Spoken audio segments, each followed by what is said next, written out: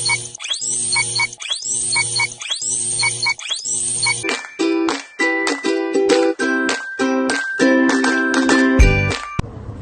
Assalamualaikum. Nama saya Nur Hafizah binti Muhammad Basri, bernombor matriks 06 DKA 19F1168. Nama saya Nur Kristina Balkis binti Isaruddin, bernombor matrik 06 DKA 19F1179.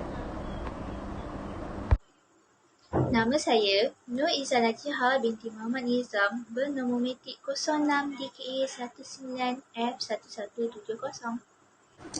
Tajuk kumpulan kami ialah kajian keberkesanan ruangan khas motosikal di persimpangan lampu isyarat Jalan Tunku Abdul Rahman, Kuala Lumpur.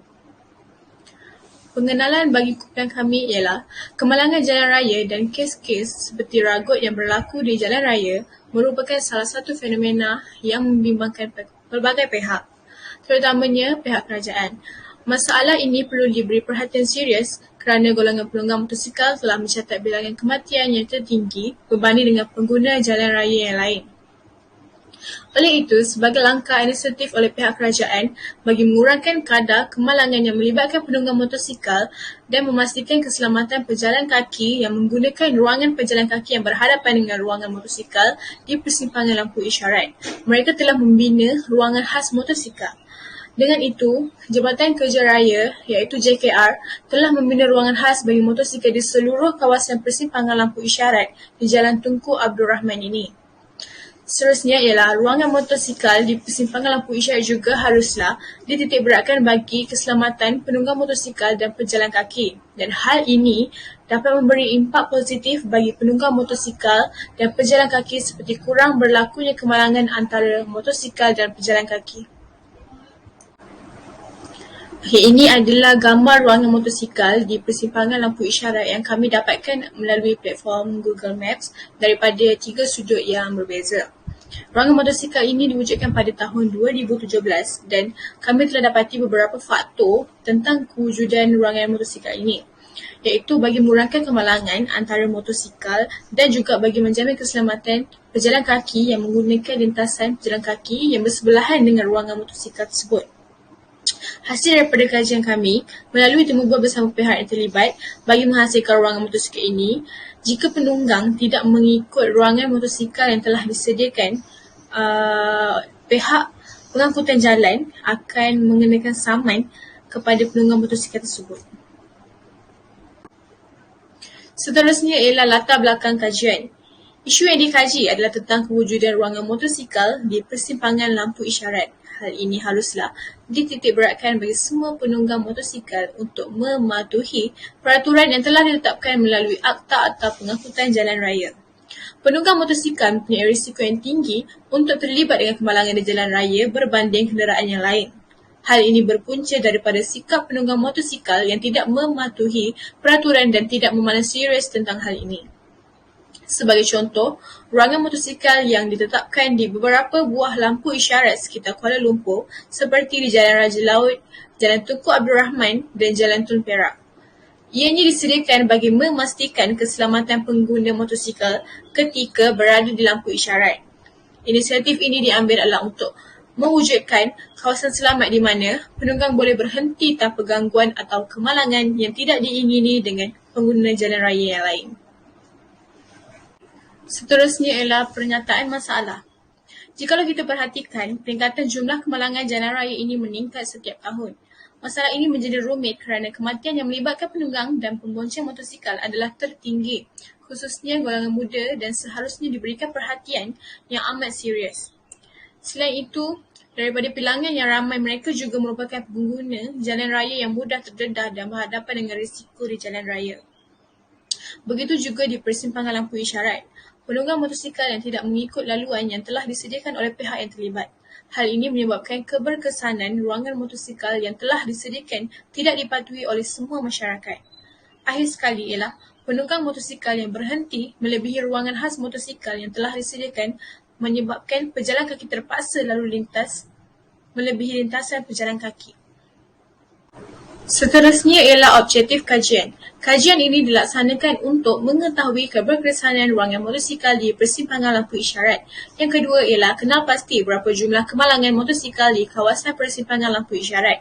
Dan yang ketiga, untuk mengenal pasti keselamatan antara pengguna ruangan lintasan pejalan kaki yang berhadapan dengan ruangan motosikal di persimpangan lampu isyarat. Seterusnya ialah persoalan kajian. Yang pertama ialah dengan adanya ruangan khas bagi motosikal, adakah penunggang motosikal akan menggunakannya? Yang kedua ialah adakah kes jenayah atau kemalangan akan berkurang jika adanya ruangan khas bagi motosikal ini? Dan yang ketiga ialah dengan adanya ruangan motosikal yang berhadapan dengan ruangan lintasan pejalan kaki, adakah pejalan kaki lebih selamat menggunakan ruangan lintasan kaki tersebut? Seterusnya ialah bagi skop kajian. Yang pertama ialah kajian ini tertumpu untuk mengkaji keberkesanan ruangan khas motosikal oleh pengguna di Jalan Tunku Abdul Rahman. Yang kedua ialah kajian ini dijalankan terhadap responden pengguna Jalan Tunku Abdul Rahman. Responden ini dipilih adalah dalam kalangan lelaki dan perempuan, had umur tertumpu di kalangan 21 hingga 30 tahun dan 31 hingga 40 tahun tanpa mengira jantina. Yang keempat ialah pengumpulan data tertumpu kepada pengguna Jalan Tunku Abdul Rahman dan bilangan motosikal yang lalu di Jalan Tunku Abdul Rahman.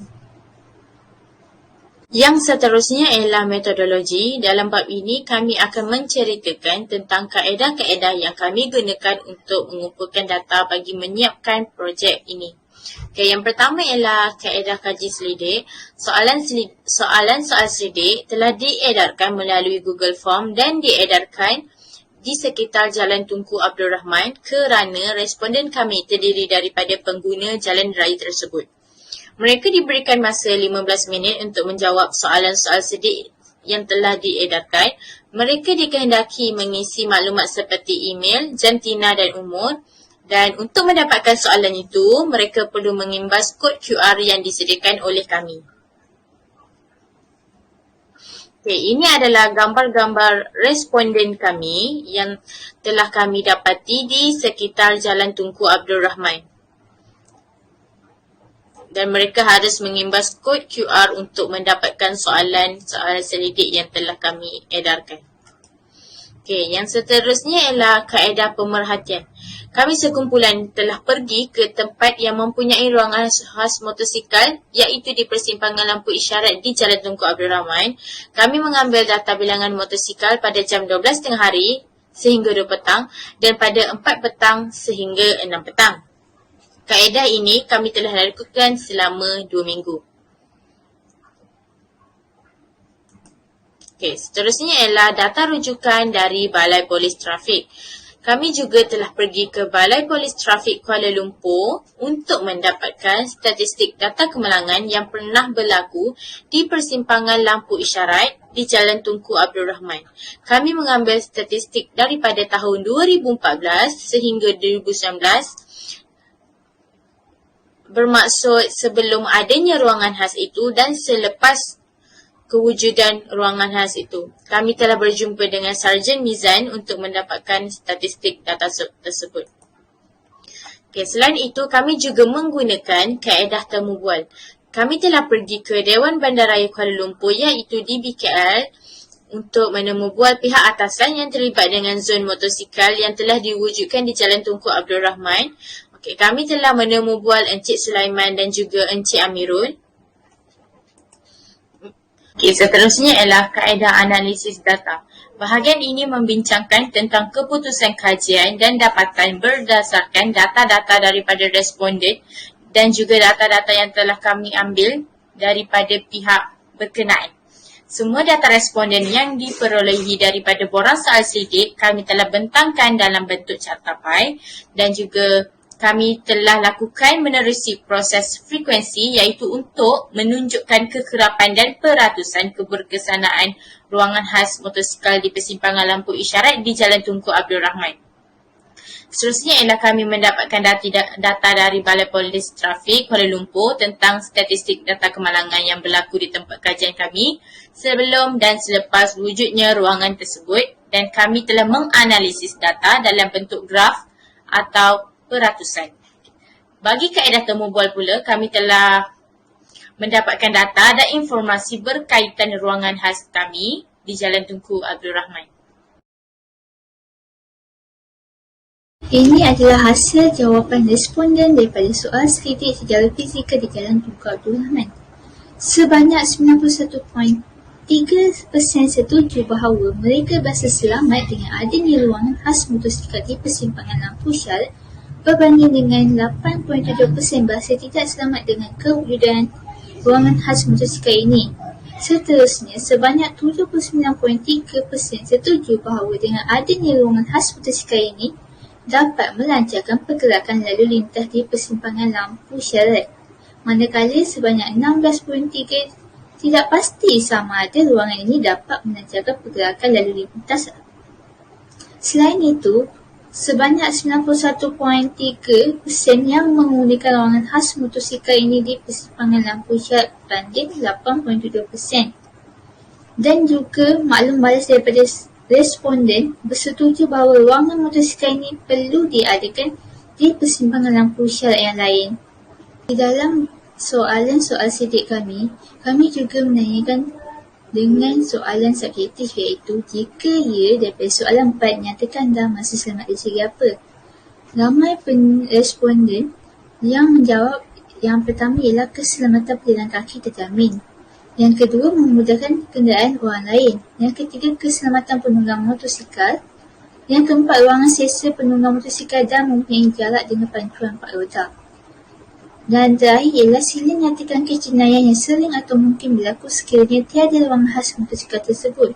Peratus yang responden berikan ialah yang pertama, peratus yang tertinggi ialah kes lagut.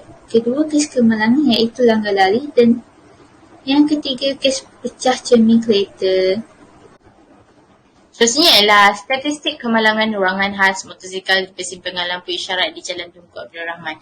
Statistik data ini kami telah dapatkan daripada pihak Balai Polis Trafik Kuala Lumpur. Okay.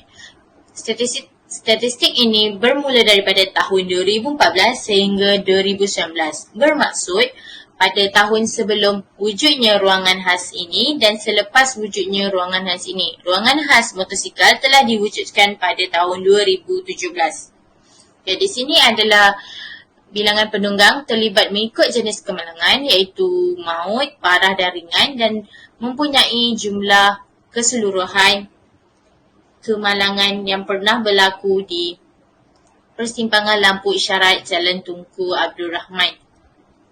Kami telah membentukkannya ke dalam graf berbentuk histogram mengikut tahun dan juga jumlah yang terlibat dalam kemalangan di Jalan Tunku Abdul Rahman. Dengan adanya statistik ini, kami dapat membuktikan bahawa jumlah kemalangan yang berlaku di Jalan Tunku Abdul Rahman sebelum dan selepas adanya ruangan motosikal di persimpangan lampu isyarat di Jalan Tunku Abdul Rahman, kami mendapati bahawa terdapat trend penurunan jumlah kemalangan berlaku selepas wujudnya ruangan motosikal tersebut, iaitu bermula 2017 sehingga 2019. Pada tahun itu telah berlakunya trend penurunan kemalangan yang berlaku di Jalan Tunku Abdul Rahman. Telah dapatkan data daripada kaedah pemerhatian yang telah kami jalankan di Jalan Tunku Abdul Rahman. Ini adalah data bilangan motosikal yang berada di Jalan Tunku Abdul Rahman. Kami telah merekodkan data dari jam 12 tengah hari sehingga 2 petang dan pada waktu petang pula pada 4 petang sehingga 6 petang. Kat sini kita boleh tengok bilangan motosikal pada masa yang telah kami tetapkan di Jalan Tunku Abdul Rahman.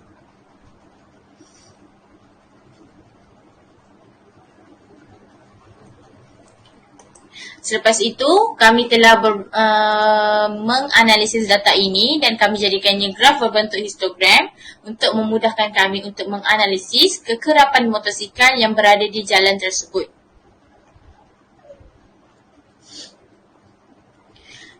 Jadual graf histogram ini telah menunjukkan hasil dapatan pengumpulan data bilangan motosikal di persimpangan lampu isyarat di Jalan Tunku Abdul Rahman. Kami telah menggunakan data tersebut dan membentukkannya menggunakan graf histogram. Graf ini merangkumi pada waktu tengah hari dan petang. Pada waktu tengah hari pada jam 12 tengah hari sehingga jam 2 petang. Manakala waktu petang pula jam 4 petang hingga 6 petang. Tujuan utama kami melakukan kaedah ini adalah kerana kami ingin mengenal pasti sama ada ruangan khas motosikal ini sesuai atau tidak diwujudkan di Jalan Tunku Abdul Rahman. Hal ini boleh dikaitkan dengan jumlah bilangan motosikal yang menggunakan jalan ini. Jika bilangan motosikal banyak, maka ruangan ini sesuai sangat diwujudkan di sini bagi memudahkan penunggang motosikal dan menjamin keselamatan pejalan kaki. Berdasarkan dapatan kajian ini, kami dapat mengenal pasti kekerapan bilangan motosikal pada waktu tengah hari dan juga pada hari Sabtu dan juga hari Ahad. Graf ini menunjukkan kekerapan jumlah bilangan motosikal pada waktu tengah hari lebih banyak berbanding waktu petang. Hal ini kerana pada waktu tengah hari, banyak penghantar makanan seperti Foodpanda, GrabFood, McD Delivery dan penunggang motosikal yang keluar untuk rehat dan makan tengah hari. Berdasarkan data dan juga graf yang telah kami analisis, kami dapati bahawa ruangan khas motosikal ini berkesan dan sesuai diwujudkan di Jalan Tunku Abdul Rahman kerana bilangan motosikal pada setiap hari dan juga keadaan jalan yang berada di tengah-tengah bandar.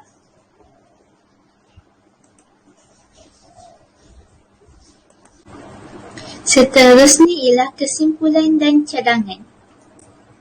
Kesimpulan bagi kajian ini ialah dapat menerangkan tentang kajian terdahulu berdasarkan keberkesanan bagi ruangan khas motosikal di persimpangan lampu isyarat. Hal ini dapat mengetahui tentang jumlah pengguna ruangan motosikal yang telah disediakan di lampu isyarat. Dengan adanya data yang telah direkodkan sewaktu tempoh 2 minggu, terdapat banyak penunggang yang menggunakan ruangan motosikal di persimpangan lampu isyarat Jalan Tunku Abdul Rahman. Namun begitu, dengan adanya ruangan khas ini juga, segelintir penunggang motosikal yang tidak berhenti di ruangan tersebut berbanding dengan penunggang yang berhenti di ruangan itu. Dengan hasil data yang kami peroleh daripada DBKL dan Balai Polis Trafik Kuala Lumpur, ruangan khas motosikal ini mampu mengurangkan kes kemalangan di kawasan Jalan Tunku Abdul Rahman berbanding jumlah kemalangan sebelum adanya ruangan motosikal di Jalan Tunku Abdul Rahman.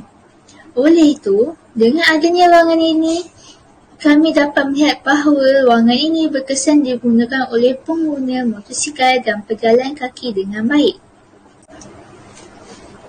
Cadangan kajian yang pertama ialah secara keseluruhannya ruangan khas motosikal di persimpangan lampu isyarat ini dapat dianggap sebagai contoh ruangan khas motosikal di tempat yang lain.